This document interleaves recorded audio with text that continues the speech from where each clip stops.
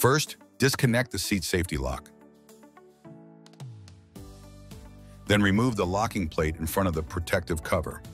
Manually lift the seat and push it into the vehicle as far as possible.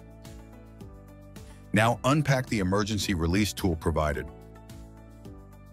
Insert the hex socket into the right hole on the upper rear housing.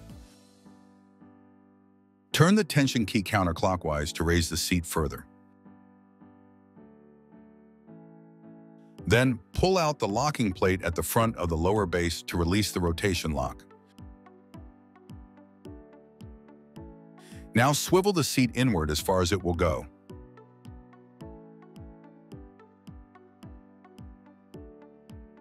For the length adjustment, insert the socket into the lower rear housing and turn the tension key counterclockwise.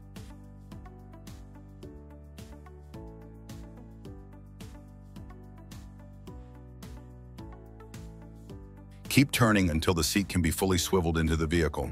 Then rotate the seat all the way in and slide the locking plate back into place to secure it. Please contact your PARAVAN service center after every emergency release.